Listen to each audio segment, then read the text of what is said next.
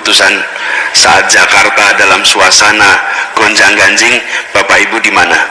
Dan Bapak Ibu semua bisa menceritakan, saya hadir di setiap pergerakan untuk mengembalikan keadilan di Jakarta ini.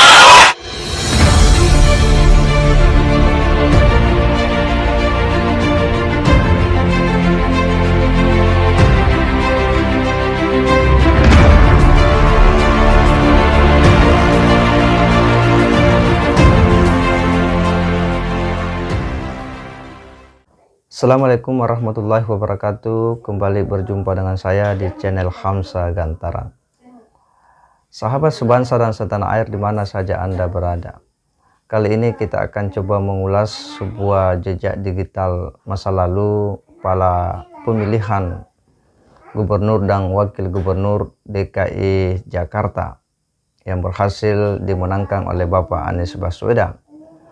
Dalam sebuah ceramah yang dihadiri oleh tokoh-tokoh agama, di mana nampak narasi-narasi yang dibangun itu sangat berbau agamis, dan bagaimana dia menggunakan narasi-narasi agama untuk kemudian membangun semangat dan menarik simpati publik Jakarta pada waktu itu. Kita akan coba simak seperti apa narasi yang disampaikan di tempat itu, dan siapa-siapa saja di antara mereka yang membangun narasi-narasi agama menjelang masa-masa kampanye Pilgub DKI Jakarta waktu itu. Kita coba saksikan. Kayak 66, 74, 98 gitu loh, bakar-bakaran di mana-mana. Tenang dulu, ada masanya. Jadi sabar. Ustadz, kapan revolusinya? Kan gitu ya pertanyaannya. Ongoing, sedang berjalan. Dari dulu, termasuk PPI, pengajian politik Islam ini, kalau ingin bicara kekuatan sosial politik Islam, biasanya ada dua keyword, dua kata kunci yang selalu diungkapkan. Apa itu? Imma al-khilafah wa imma al-imarah. Ayat-ayat atau hadis seputar khilafah, atau ayat-ayat hadis-hadis seputar imarah. Persepsi-persepsi terhadap khilafiyah saat ini sudah mulai hilang, dan sekarang kita dipaksa untuk bersatu, dan sepertinya kita sudah menikmati persaudaraan Islam, betul? Umat Islam kalau menginginkan kembali supremasinya, kekuatannya secara sosial politik di Indonesia, sudah jelas sekali di Al-Maidah cara memilih pemimpinnya, dan mudah-mudahan kita sudah konsisten setelah ini tidak akan memilih pemimpin. Siap? Yang saya hormati Sohibul Bait, kegiatan tablik akbar politik Islam, serta para pembicara semua, Kiai Haji Tengku Zulkarnain, Kiai Haji Bahtiar Nasir, Kiai Haji Al-Khattab, dan Bapak Ibu semua yang hadir di tempat ini. Satu saat akan bisa bercerita pada anak-anak Bapak Ibu semua. Ayah, Ibu, saat Jakarta 2016-2017 harus mengambil keputusan, saat Jakarta dalam suasana gonjang-ganjing, Bapak Ibu di mana? Dan Bapak Ibu semua bisa menceritakan, saya hadir di setiap pergerakan untuk mengembalikan keadilan di Jakarta ini. Baru berangan-angan mau milih bukan Islam jadi gubernur, baru berangan-angan aja, kata Allah tobat. Baru angan-angan, berhentikan, kata Allah, sebelum datang azab kepadamu, dan kamu tidak bisa ditolong ketika azab itu datang. Setuju kalau Mas Anies jadi gubernur?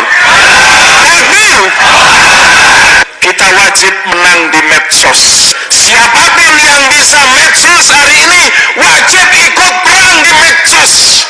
Pilih siapapun yang mau menyerang calon pemimpin muslim. Setuju? Takbir!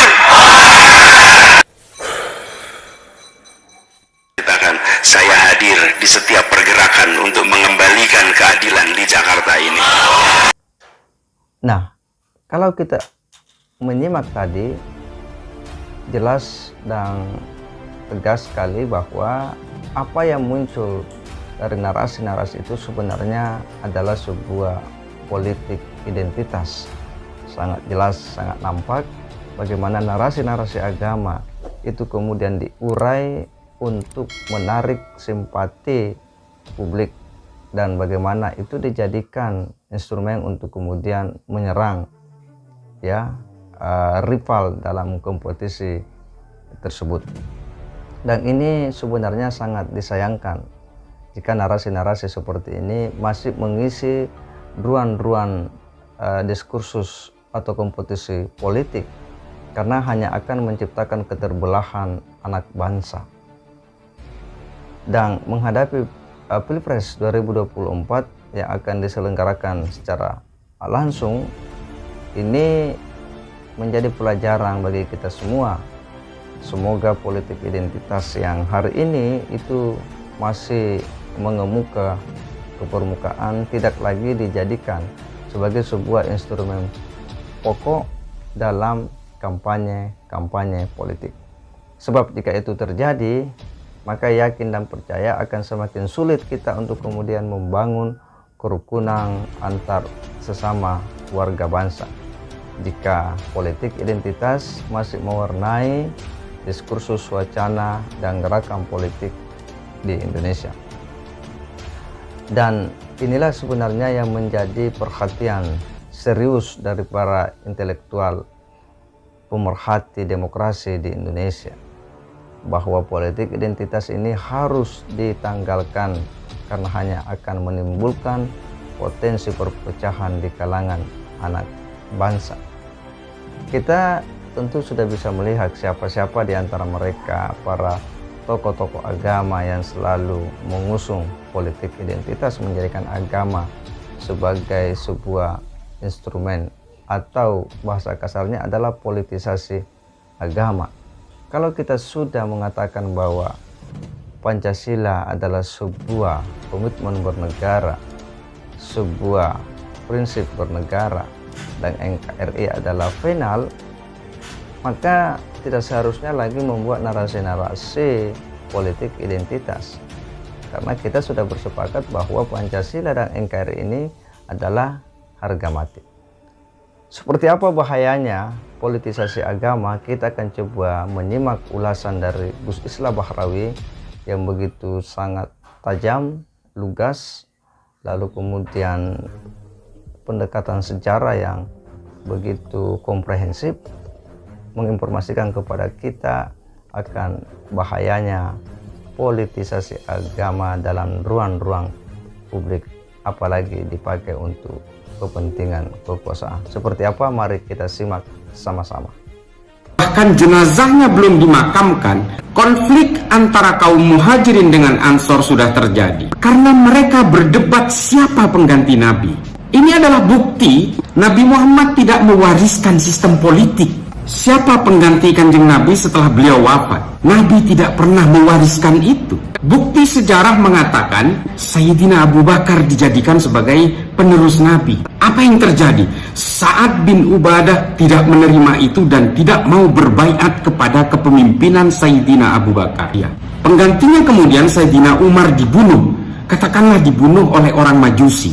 Setelah itu penggantinya Sayyidina Utsman juga dibunuh. Oleh siapa? Setidaknya menurut kitab Tarikh At-Tabari, yang membunuh Sayyidina Utsman itu adalah juga orang-orang Islam, orang-orang yang juga hidup pada zaman Kanjeng Nabi masih hidup.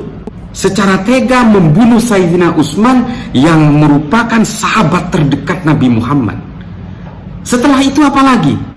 Pembunuhan terhadap Sayyidina Hasan, Sayyidina Husain, Sayyidina Ali, lalu terjadi perang Jamal, perang Siffin, sesama orang yang beriman kepada Nabi Muhammad dan beriman kepada Allah Ta'ala.